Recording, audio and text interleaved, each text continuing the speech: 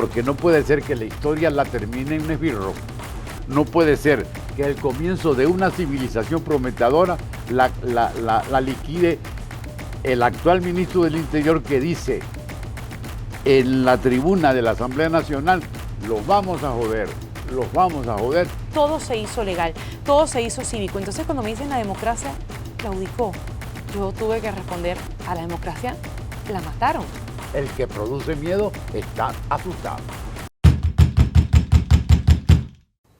Capítulo 39 de este manual de malas maneras o manual de autocensura. ¿Cómo le decías tú? No, tú me dijiste manual del miedo, fue lo que me dijiste sí. cuando llegué. Manual del miedo, porque esto lo estamos grabando apenas 2 horas después de la detención del exdiputado Biagio Pilieri y de su hijo cuando estaban saliendo de la movilización opositora. También persiguieron al exdiputado Juan Pablo Guanipa. Entonces estamos como que en arenas movedizas, en vidrios molidos, y yo le comentaba a Elías antes de sentarnos a grabar que cada vez ese camión donde va María Corina Machado tiene menos dirigentes, y no es por gusto, es porque a la mitad de la gente que iba en ese camión se la han llevado presa.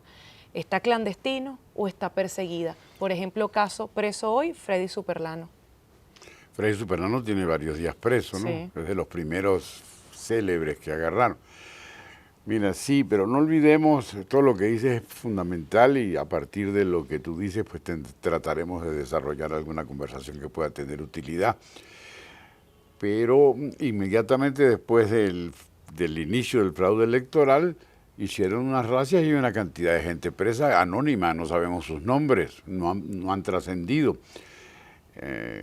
Dicen que hay 100 niños o adolescentes, yo diría más bien adolescentes. Los han sacado de los retenes comunes de las ciudades y los están llevando a Tocuyito, hacia prisiones que provocan mucho miedo. Yo pienso que eso es lo básico de la situación, o lo fundamental. Están creando un piso de pavor, y ese piso de pavor se convierte en lo que tú dijiste hace poco, en arena movediza. Hay figuras visibles, justo las que acabas de nombrar. Hay otros líderes que naturalmente tienen que tomar precauciones, pero ¿y los demás? Y los que ya están detenidos. Es que hay un problema fundamental. Toda la gente que está presa, anónima, de los barrios, de las poblaciones, de cualquier urbanización de las ciudades venezolanas, están presos porque se les enseñó una actividad llamada política. Esa actividad llamada política no existía, sino solo como producto de una obediencia partidista. Ahora no. El programa o la idea que transmiten María Corina Machado y sus líderes es la de que tú asumas una responsabilidad, y la gente comienza a asumir una responsabilidad. La gente forma comanditos, la gente se ocupa de atender los problemas relacionados con los comanditos, es decir, los problemas lugareños, y de ahí nace un vínculo con la sociedad que se pretende prolongar ahora. Se siembra el civismo, se siembra la responsabilidad ciudadana, y ahora esa siembra conduce a la cárcel, gravísimo. Si no había espíritu cívico y comenzó a existir, comenzó a proyectarse y conduce a un triunfo extraordinario en pos de la democracia o de la libertad, ahora esas personas a quienes yo convoqué para que fueran responsables, a quien yo convoqué para que fueran ciudadanos, ahora son cautivos, prisioneros, y los que eran valientes necesariamente tienen que estar asustados. Ese es el problema de fondo, que hay una responsabilidad evidente del régimen. Esto es obra del régimen, pero a la vez es el resultado de una toma de conciencia. Entonces, ¿cuál es el problema? Esa toma de conciencia terminó como consecuencia de las prisiones y de las torturas. Unos hombres uniformados de negro van a acabar con una siembra que modificó por completo la conducta electoral del país y condujo a un triunfo arrollador. Ese es el punto que nos tenemos que plantear. No tenemos respuesta, pero hay una situación de profundidad que tiene que llamarnos la atención y que nosotros tenemos la obligación de decir: yo no estoy preso porque salí a tirar piedras. Yo estoy preso porque mi papá formó parte de un comandito y en ese comandito me dijeron que tenía que atender los problemas del barrio y que era muy importante que viera lo que estaba pasando en Niquitao y lo que estaba pasando en Acarigua. Y ahí se estableció un vínculo que condujo a la acción cívica, a la responsabilidad ciudadana. Y por esa responsabilidad ciudadana ahora se les está pasando factura. Un problema para la dirigencia, un problema para María Corina Machado, pero también una esperanza para nosotros. Si eso sucedió, deberíamos pensar que no va a dejar de suceder como consecuencia de la represión, como consecuencia de la arbitrariedad, como consecuencia de la imposición de la barbarie. Tomo nota de lo que dices y me llama la atención esa frase de que no, la toma de conciencia sigue ahí. Y eso es. La toma de conciencia sigue ahí. Tiene que seguir. Tiene que seguir. Pero más allá de eso, hoy alguien me escribía, me preguntaba cómo estaba la movilización. Yo le digo, muy poca gente. Y es la verdad, yo no voy a mentir y voy a decir que no, que sí es un gentío. No, es muy poca gente.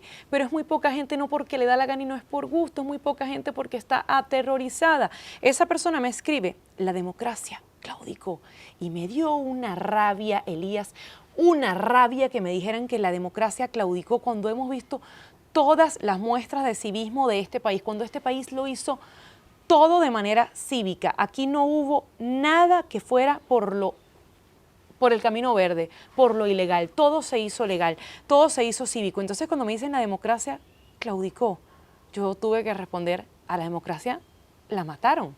Si es que la mataron, es decir, pero aquí se está imponiendo algo a sangre, fuego, represión y con cárcel. Hay que verle la cara. Eso de 100 adolescentes presos no es una tontería. Y además de los 100 adolescentes presos está el miedo que tiene cualquier ciudadano a ser perjudicado por una acción tuya. Te contaba también antes de grabar esto que le pedí a una amiga el favor de estacionar mi carro cerca de la marcha porque ya vive cerca de ahí. Me dice que sí, luego lo piensa mejor y me dice, oye, mejor no porque si te sigue la policía tal. Y yo digo, tiene razón de tener miedo, ¿por qué? No me voy a molestar, no me puedo molestar, tiene razón de tener miedo. Otro compañero periodista hacía sus en vivo desde una casa que tiene una vista muy bonita de Caracas. Los 3 primeros días todo iba bien hasta que la persona de esa casa le dijo, oye, no vengas más. Tú sabes que yo te quiero mucho, tú sabes que te he apoyado, pero no vengas más. Todos mis vecinos cuando te ven grabando están aterrorizados. Y yo no culpo ni a los vecinos ni a mi amiga. Es normal, es natural cuando tú ves que a la persona más cercana a ti se la están llevando por un meme de un teléfono, cuando has visto las extorsiones a un adolescente que estaba reparando una bicicleta y se lo llevan preso. El miedo no es normalizable, pero es entendible en este momento que estamos viviendo. Sí, de acuerdo, pero, vamos al pero. Ok. Aparecerá otro balcón. Aparecerá otro estacionamiento, porque la siembra no pudo ser baldía. Ese es el punto. Así como la gente se vinculó, se comprometió con el cambio, va a buscar la manera de mantener ese compromiso. El miedo paraliza, pero el miedo te obliga a buscar la manera de sobrevivir y de superar el miedo. Y eso es lo que está pasando. Mira, no te presto más el estacionamiento. Ok. Gracias, pues no me estaciono. Otro te lo va a prestar. Es decir, hay una manera de entender cómo cualquier proceso dictatorial es superable. Cualquier miedo es superable porque no es un miedo solitario. No es porque se asustó la señora o la amiga del estacionamiento, sino que son muchos más los que están asustados. Pero dentro de esos muchos más tiene que salir el que dice, oye, yo te presto el estacionamiento. ¿Por qué? Porque yo tengo un compromiso personal contigo, pero también con una situación social en la que yo me involucré y por la que me jugué la vida buscando votos. No es fundamental para hablar, ya que estamos hablando del miedo, el antimiedo, el antídoto. ¿Cuál es el antídoto, antídoto del miedo? El antídoto del miedo fue... Ya lo tenemos, ya sabemos cuál fue. ¿Cuál es? El antídoto del miedo lo encontramos en la actitud de la gente de las urbanizaciones, de los barrios y de los caseríos, que fue a cuidar el proceso electoral y que guardó las actas y que las divulgó y que las muestra por la televisión. Eso es de un pueblo idiota. Eso es un pueblo maduro que sabe exactamente cuándo debe actuar. El gobierno está equivocado si cree que esto lo acaba el tortol y la tortura y el vidrio molido. Eso no lo acaba el tortol, ni el esbirro, ni el vidrio molido. Eso ya quedó allí. Y la prueba está en ese volumen de actas que le están dando la vuelta al mundo. ¿Quién se llevó las actas? ¿El general Pedro Pérez? No, María la del barrio. Mi tío José en tal lugar. Y así sucesivamente. Esos se murieron. Esos no aprendieron la lección y saben que deberá repetirse cuando convenga. Yo creo que eso es el cálculo que no ha hecho el gobierno. Pero te detengo ahí y también con tu visión de historiador. Si bien la conciencia no murió, no claudicó, está ahí, tiene un paso atrás porque tiene miedo y el miedo es entendible, es comprensible porque lo que estamos viendo es un horror. Cuando hay una toma de conciencia de este tipo, ese repliegue que estamos viendo, eso es como que golpes, pero la gente sigue ahí, ese malestar, ¿qué consecuencias puede tener eso? Porque si hay una verdad, es que bueno, la protesta obviamente se apagó, no es mentira. Las movilizaciones la apagaron. Existen, hay una gente muy valiente que sigue yendo, que sigue mostrando actas, que sigue entregando actas originales, pero la realidad es que la mayoría está presa del miedo. O sea, ¿qué pasa cuando está ese binomio? Conciencia pero miedo. No sé, no te puedo responder, eso no lo sabe nadie. Lo que sé yo es que hay una reserva. Una reserva moral. Y que esa reserva moral en relación con los negocios públicos no es de la antigüedad, pasó ayer, antes de ayer, ahorita. Esta es una situación que vivimos nosotros. Entonces ya cambiamos. De un día para otro. Me voy directamente a la indolencia. Entonces me convierto no en preso del gobierno, sino en preso de la indiferencia. Eso como que tendría que pensarse mejor. Y eso es lo que importa que entienda la dirigencia. A eso vamos, la dirigencia. María Corina Machado, vamos a tocar tierra. Inventó este nexo, lo forjó en Guanarito, en Niquitao y en Tucupita. La gente salió a atender los problemas de la comunidad, a revisarlos y en función de esa atención de los problemas de la comunidad se logró progresivamente un triunfo apabullante y después del triunfo se cuidaron las pruebas del triunfo. Se defendieron con las uñas o con el talento, con las artimañas propias del civismo. Eso pasó. Esas mismas artimañas tiene ahora ella que conducirlas. Primero, buscar la manera de que se canalicen y se tranquilicen, si se puede utilizar el término. Pero a la vez, ver cómo inmediatamente deben responder cuando la ocasión lo solicite. Yo creo que eso es todo. Yo estoy hablando una receta, proponiendo una receta que es muy difícil, pero así como hicieron A, tienen que hacer B, porque no puede ser que la historia la termine en un esbirro. No puede ser que el comienzo de una civilización prometedora la liquide el actual ministro del Interior que dice en la tribuna de la Asamblea Nacional, los vamos a joder, y hubo la aclamación de los diputados. Eso, ni Atila, cuando iba a entrar a Roma, ni Atila, ni Eustoquio Gómez tuvo las bolas de decir semejante cosa, pero ya lo dijeron. Eso nos tiene que dar en la cara. ¿A quién?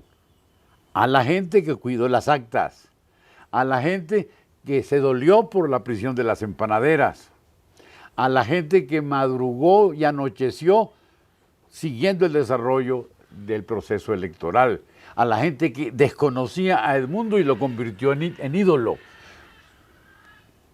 Eso no lo puede acabar los vamos a joder del ministro del Interior, porque si es así, la verdad es que este pueblo, ahora sí hay que bajar la Santa María y cerrarlo.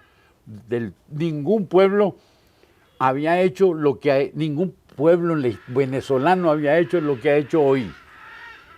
Entonces, ese comienzo de época dorada no la puede liquidar un esbirro, señoras guacharacas, no la puede liquidar un esbirro. Yo creo que el paso de las huacas, de las guacamayas, es un aliento una señal para lo que estamos diciendo. El punto está, Adriana, de mis amores, en no claudicar y en ver cómo hay elementos o en señalarle a los amigos que nos oyen y nos escuchan, nos ven cómo hay elementos para pensar en situaciones esperanzadoras. Pero además, mirando que de afuera también están viendo esto. Eso que dices, desesperanzadora y esperanzadora, ambas incluso. Tú sabes que yo, conversando con mucha gente, te dije que hice un trabajo con los testigos, y hay gente que siente como que no todo está terminado, siguen teniendo esperanzas, que te van diciendo, bueno, pero yo creo que esto se va a arreglar, que esto van a pasar unos días y yo no pierdo la fe. Escucho mucho eso. También escucho la persona que se siente que bueno, que está muy, muy triste, con mucho malestar, pero siempre me termina la oración, el cuento, la frase diciendo, no, pero yo creo que esto sí se va a componer, esto sí se va a mejorar. ¿Por qué? Porque hubo una hazaña. Esto no es una fantasía. Hubo una realidad, y esa es la realidad que me va a sostener a mí, te va a sostener a ti y va a sostener al otro. ¿Cuál es la definición del triunfo de Maduro, entre comillas? Mentira, patraña, falsedad. Frente a ellos está la verdad más redonda que han podido y sólida que han podido hacer los venezolanos. Darle un chaparrazo y una paliza extraordinaria desde sus bases y desde su civismo y desde su contención ciudadana. Esas son las dos fuerzas que están en juego. Pero resulta que la que triunfó de veras fue la que ganó las elecciones. Y la que triunfó de mentirijillas impuestas por la barbarie es la del continuismo que está en pleno desarrollo. Esas son cosas muy voluminosas que no se pueden ignorar. Eso, que no fue gente a la marcha hoy, o que fue muy poca gente, era imaginable. La gente no puede ser, precisamente porque la gente aprendió también cautela. La gente cuando se movió o no se movió para llevar las actas, para esconder materiales, para transmitir declaraciones, lo hace quizá ocultando su identidad, pero manifestando la verdad. Usted me quiere decir qué fue lo que pasó, María Cristina. Pasó que, no me menciones, pero yo hice esto y aquello. Ella no está mintiendo. Ella es fuente fidedigna, pero oculta su identidad. ¿Hasta cuándo la oculta? Hasta cuando sea oportuno. Y eso es un ejemplo de desarrollo cívico y de desarrollo de coraje político. Desde luego que están las bayonetas, están los cascos, están los torturadores, está la mentira.